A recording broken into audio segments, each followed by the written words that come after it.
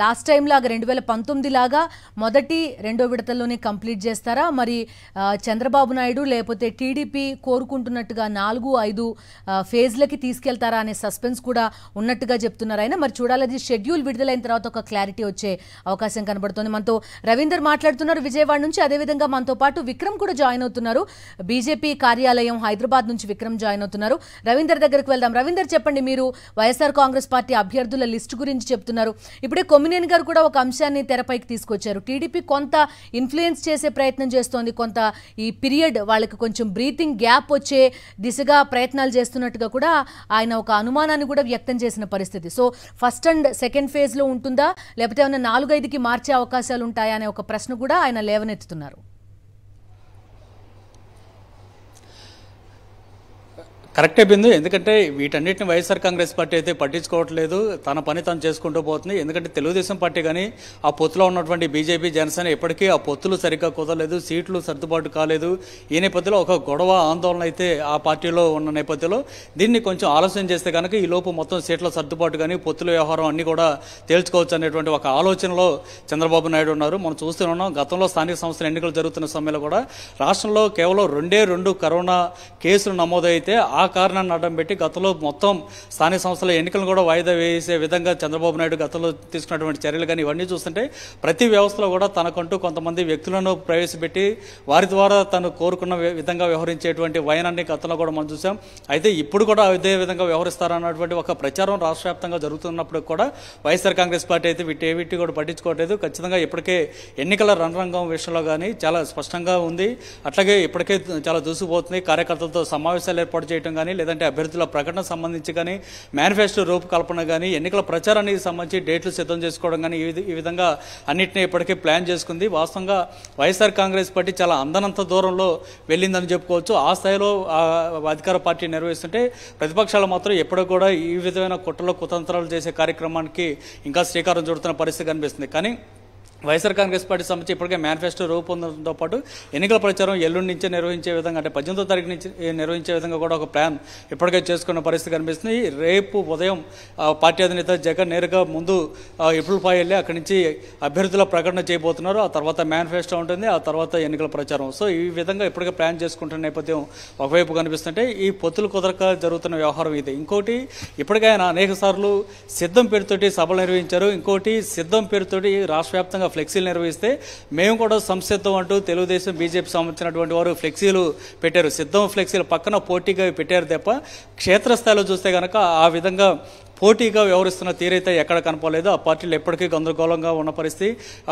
నిన్న కూడా మనం చూసాం, జనసేన పార్టీ అధినేత పొత్తులో భాగంగా పిఠాపురం నుంచి పోటీ చేస్తారంటే అక్కడ ఉన్నటువంటి టీడీపీ నాయకులు ఏకంగా ఆ పార్టీ కార్యాలయాన్ని ధ్వంసం చేయడం, ఫ్లెక్సీలతో సహా అన్ని ధ్వంసం చేసిన వైనాన్ని కూడా చూస్తున్నాం. అంటే ఆ స్థాయిలో ఒక ఆందోళనకర పరిస్థితి ఎప్పటికీ ఆ పొత్తులో ఉన్నటువంటి ఆ 3 పార్టీలో ఉన్నాయి. కానీ వైఎస్ఆర్ కాంగ్రెస్ పార్టీ వీటిని పట్టించుకోవట్లేదు. ఇప్పటికే ఎన్నికలకు సిద్ధమా అంటూ ఆయన కార్యకర్తలకు పిలిపిస్తే మొత్తం రాష్ట్ర వ్యాప్తంగా కార్యక్రమాలకి సిద్ధం, సభలకు హాజరవుతున్నటువంటి కార్యకర్తలందరూ కూడా పిడికిలి బిగించి మేమంతా సిద్ధమే అని చెప్తూ ఉన్నారు. పేదలకు పెత్తందారుల మధ్య జరగబోతున్నటువంటి ఈ యుద్ధంలో ఎదురుకట్టకి సిద్ధమా అంటూ కూడా చెప్తున్నారు. అట్లాగే రాబోతున్న రోజుల్లో వస్తున్నటువంటి సమస్యల గురించి కూడా ఆయన చాలా స్పష్టంగా ప్రస్తావిస్తూ వీటిని ఎదుర్కోవడానికి సిద్ధం కావాలంటూ ఇప్పటికే కేడర్ మొత్తాన్ని కూడా సన్నద్ధం చేసిన పరిస్థితి.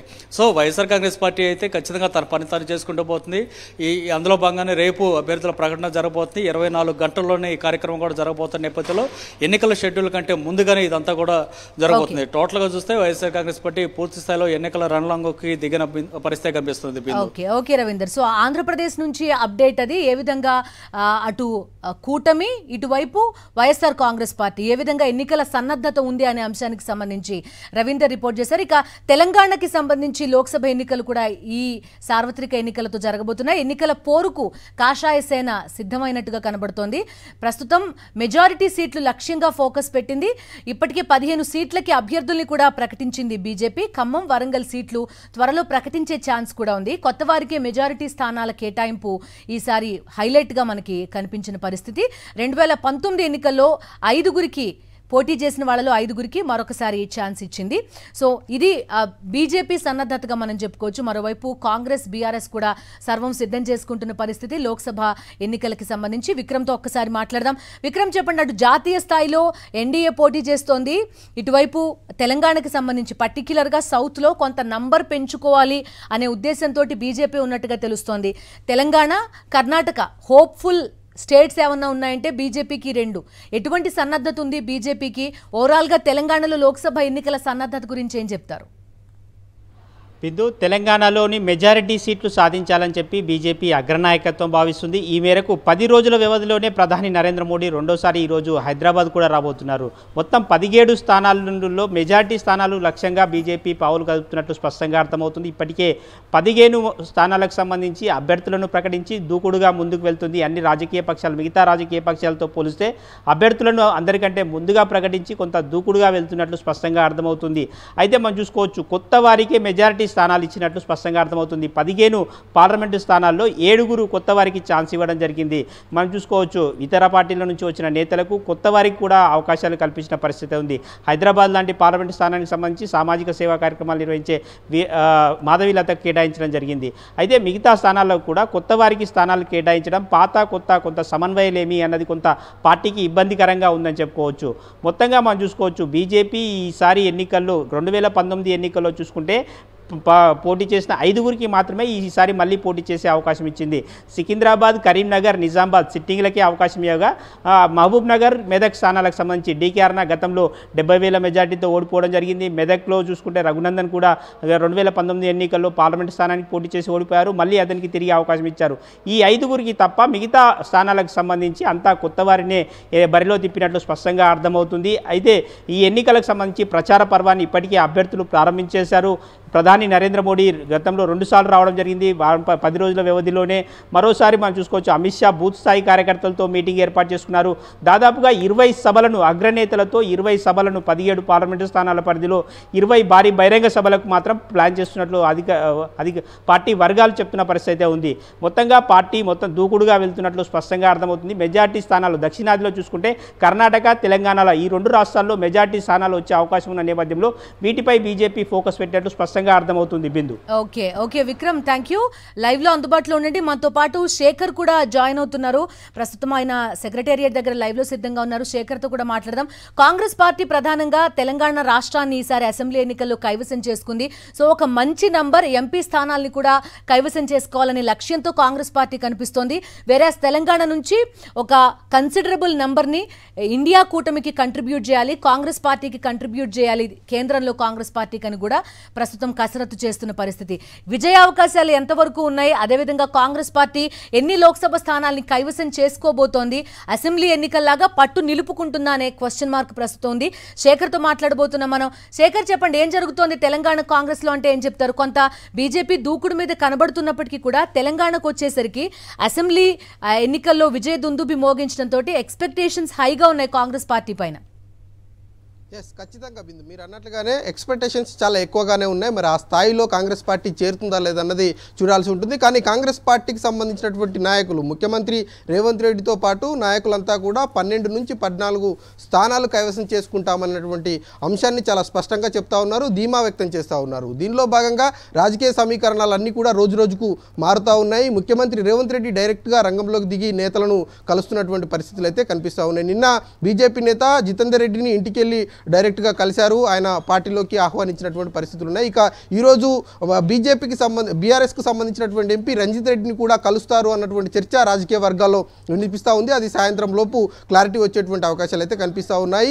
కాంగ్రెస్ పార్టీ అనుకున్నటువంటి లక్ష్యాన్ని, అనుకున్నటువంటి సీట్లను సాధించేందుకు కావాల్సినటువంటి అన్ని అస్త్రాలను కూడా ప్రయోగిస్తూ ఉంది. ముఖ్యంగా ఆపరేషన్ ఆకర్షకు తెరలేపినటువంటి కాంగ్రెస్ పార్టీ నేతలు ఎంత మేరకు కలిసి వస్తే అంతమందిని జాయిన్ చేసుకునేటువంటి ఆలోచన కనిపిస్తూ ఉంది. ఇందులో భాగంగా అదేవిధంగా అటు బీజేపీ నుంచి బీఆర్ఎస్ నుంచి నాయకులందరినీ కూడా కలవడమే కాకుండా పార్టీలో జాయిన్ చేసుకుంటున్నటువంటి పరిస్థితులు అయితే కనిపిస్తూ ఉన్నాయి. అదేవిధంగా ఇంటర్నల్ సర్వేలు చేపిస్తూ ఉంది. గెలుపు గుర్రాలనే బరిలోకి దించేందుకు ముందుకు వెళ్తున్నటువంటి పరిస్థితులు ఉన్నాయి.